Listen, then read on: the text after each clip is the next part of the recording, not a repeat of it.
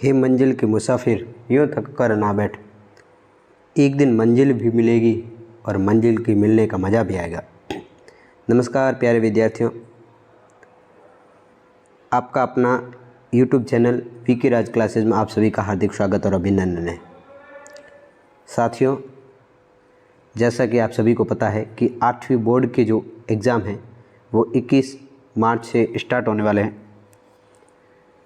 और आज मैं आपके सामने लेकर के आया हूँ एक मॉडल पेपर जो मैं आपको हल करवाने वाला हूँ गणित विषय का।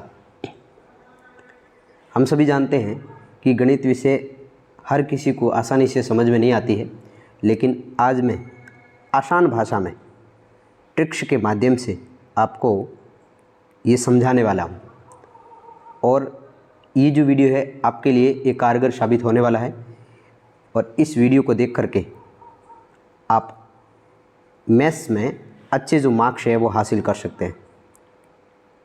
तो बिना देरी किए हुए हम प्रश्नों को सॉल्व करवाते हैं और आप हमारे साथ अंत तक बने रहिए।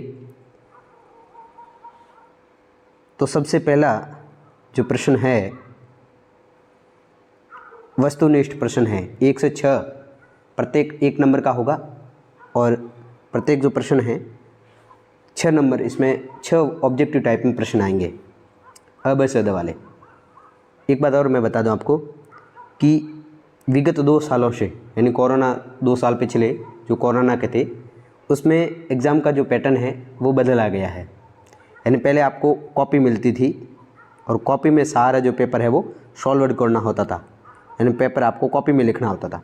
लेकिन अब इस पेपर के अंदर ही आपको स्पेस मिलेगी। जैसा मैं आपको बता देता हूँ कि ये उसी के अनुसार ही हमने ये पेपर लाया है, मॉडल पेपर है। ये देखिए आप यहाँ खाली जगह और इतनी जो स्पेस दे रखी है खाली जगह में ही आपको ही इसका आंसर लिखना होता है।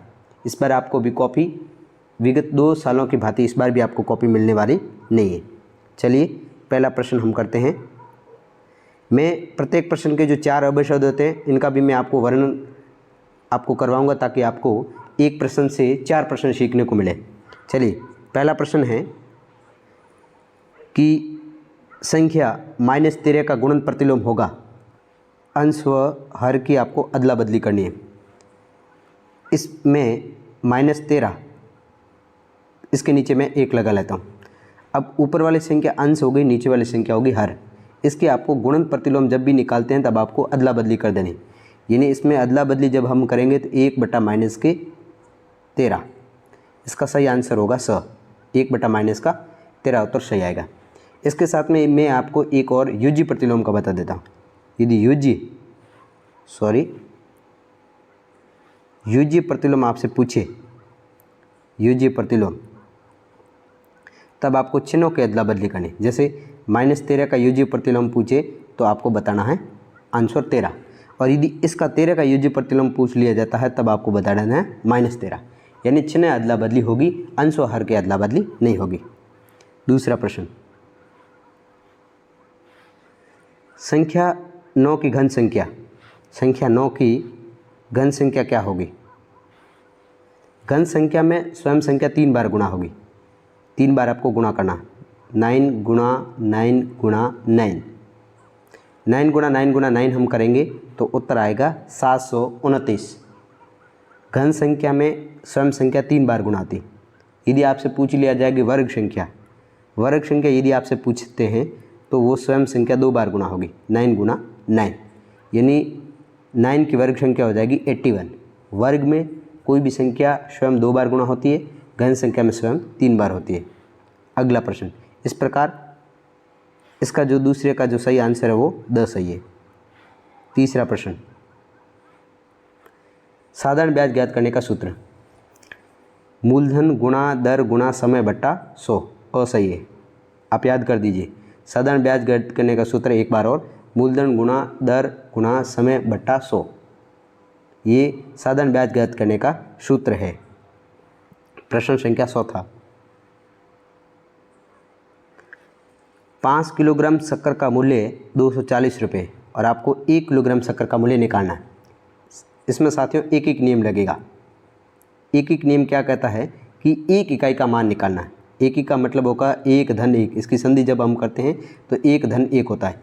यानी पहले आपको 1 किलो शक्कर का मूल्य निकालना है, फिर जितने भी किलो का आपका मान पूछा जाए तो आप मान बता सकते हैं। जैसे 5 किलो शक्कर का मूल्य 240 रुपये है, तो जैसे 5 केजी का मूल्य है 240, तो 1 किलो का मूल्य होगा 5 का इसमें दे देना भाग, 240 के अंदर हम 5 का दे देते हैं भाग। जैसे 240 में 5 का भाग देते हैं तो उत्तर आता 48 रुपये। तो 1 किलो शक्कर का मूल्य कितना आया? 48। इस प्रश्न का तो सही उत्तर हो जाएगा अ। अब आपसे यदि 1 किलो के बजाय 5 किलो, 10 किलो, 50 किलो का पूछता है तो 1 किलो का हमारे पास मान पड़ा, इससे हम उसको जितने भी किलो का पूछता है उसे हम कर देंगे गुणा। ये होता है एक नियम। अगला प्रश्न 5वां, इसमें कहा है कि द्विपद व्यंजक ज्ञात कीजिए। द्विपद व्यंजक आप बताइए। ये जो है वो सिंगल पद है, इसमें प्लस माइनस गुणा भाग और इसके साथ में कुछ भी नहीं है, सिर्फ ये एक ही पद है। अब यहाँ देखिए, यहाँ बीच में माइनस का चिन्ह लगा हुआ है, 5 - 3xy, तो ये एक पद हो गया, ये 2 पद हो गए। इसका सही आंसर है ब। अब स की ओर हम चले तो यहाँ पर 3 पद दे रखे हैं, एक 2x + 3y - 5, इसमें एक ये पद है, एक ये पद है, एक ये पद है, यानी टोटल इसमें 3 पद है। और ये जो होता है वो सिंगल पद है। क्यों? अब आप कहोगे कि इसमें 2 पद दिख रहे हैं, 2 नहीं है, क्योंकि ये 5x और प्लस 2x दोनों जुड़ करके कितना हो गए 7x, क्योंकि यहाँ पर x है और यहाँ भी x है। अल्फ़ाबेट सेम होते हैं तब ये जुड़ जाता है, क्योंकि यहाँ प्लस है इसलिए ये जुड़ा है, माइनस होता तो ये घट जाता, लेकिन ये सिंगल पद ही है। ये सिंगल पद है, ये सिंगल पद है और ये द्विपद है, और ये होता है त्रिपद। अगला प्रश्न, तो इस बार के पेपर में आपको ऑब्जेक्टिव टाइप के प्रश्न मिलेंगे एंड प्रत्येक प्रश्न 1-1 नंबर का है। अब आपको वेरी शॉर्ट आंसर टाइप की सुने, 7 से 11 प्रश्न आपको वेरी शॉर्ट आंसर टाइप में प्रश्न मिलेंगे। पहला जो प्रश्न, 7वां प्रश्न, सबसे छोटी संख्या ज्ञात कीजिए जिससे संख्या 200 को गुणा करने पर एक पूर्ण घन संख्या प्राप्त हो जाए। जब भी आपसे पूछता है किससे गुणा करें, किससे गुणा करें, किससे भाग दे, क्या जोड़े, क्या जोड़े और क्या घटाए, जब भी ऐसा प्रश्न पूछता है कि किससे गुणा करे, किससे भाग दे, किससे गुणा करे और क्या जोड़ा जाए कि पूर्ण घन संख्या प्राप्त हो जाए, उस टाइम हमें अभाज्य गुणनखंड करना होता है।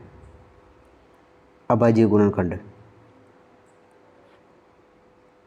अब अभाज्य गुणनखंड है क्या? चलिए, अभाज्य गुणनखंड, तो 200 का हम अभाज्य गुणनखंड करेंगे।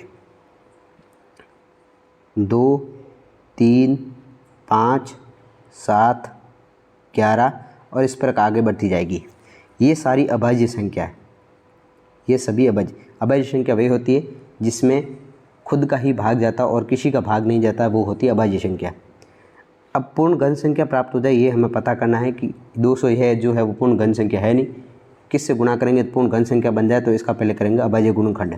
अभाज्य गुणनखंड करने के लिए पहले सबसे पहले 2 का भाग देना। यदि इसमें 2 का भाग जा रहा है तो हमें देना है, ये है सम संख्या। क्यों? क्योंकि इसकी इकाई का जो अंक है वो 0 है, इसमें 2 का भाग जाएगा, 2 का भाग इसमें गया 100 बार, वापस 2 का भाग देंगे क्योंकि 2 ये भी अभी भी सम संख्या है क्योंकि इसकी इकाई का अंक 0 है।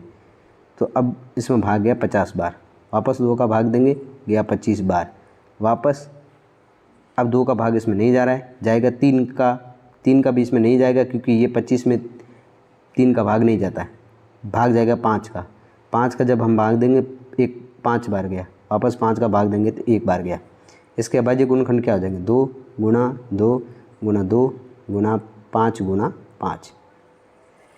घन संख्या में 3 का जोड़ा होता है, 2 है वो 3 बार आ चुका है, लेकिन 5 है वो कितनी बार आया हुआ? 2 बार।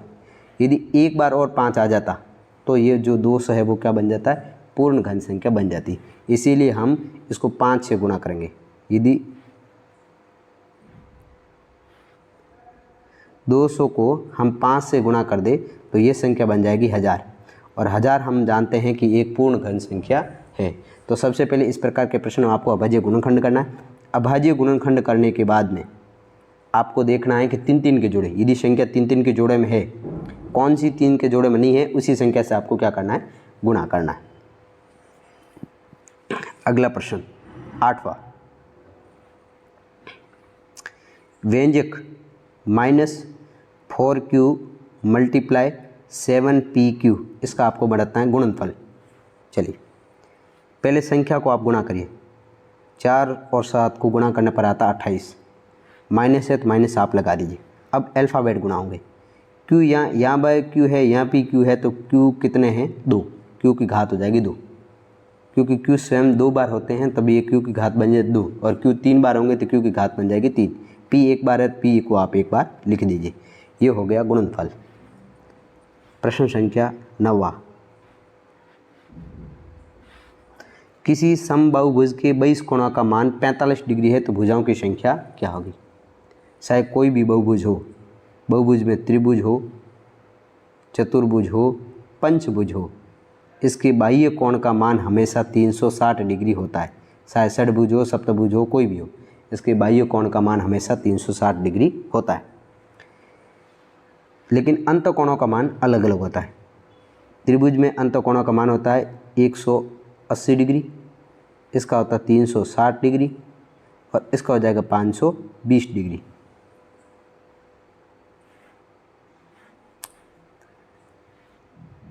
आपसे याद रहे, अच्छी बात है, याद नहीं रहते हैं तो एक सूत्र आप याद रखिए, n-2 गुणा 180,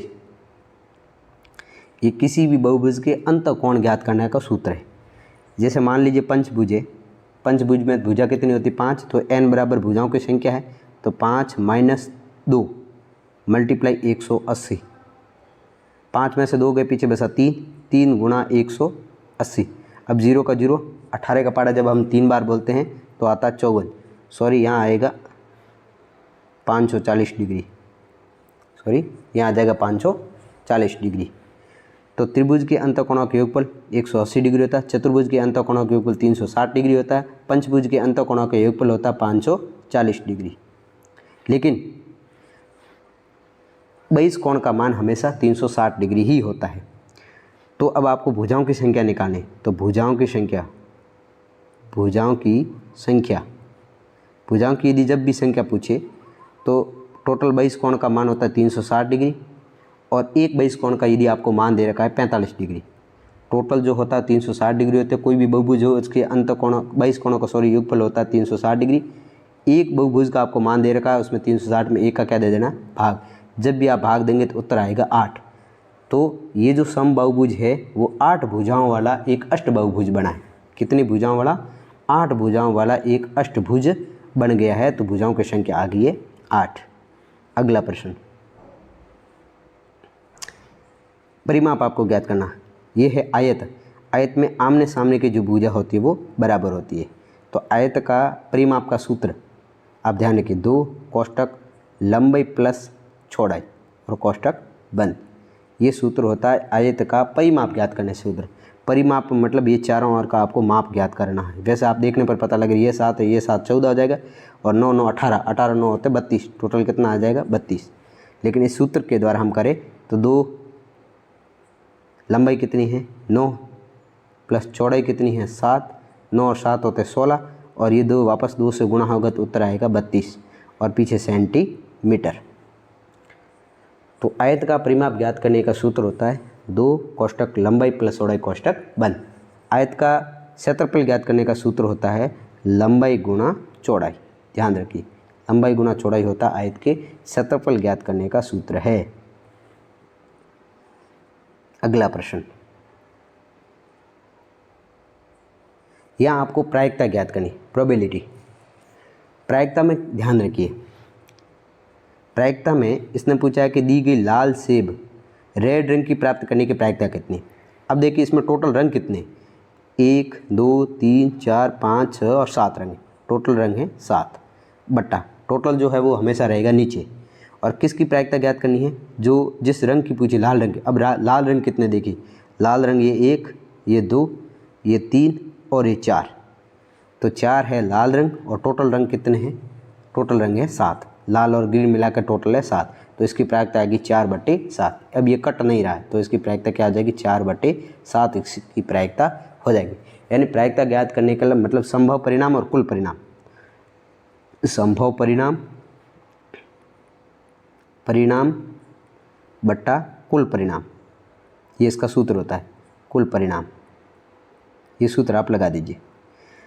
सम जो रेड रंग है उसके परिणाम यानी रेड रंग है 4, कुल रेड और ग्रीन कितने हैं 7, तो ये इसकी प्रायिकता हो गई 4/7। साथियों, अब जो वीडियो है वो लंबा होता जा रहा है, इसलिए 11 प्रश्न हमने करवाए हैं।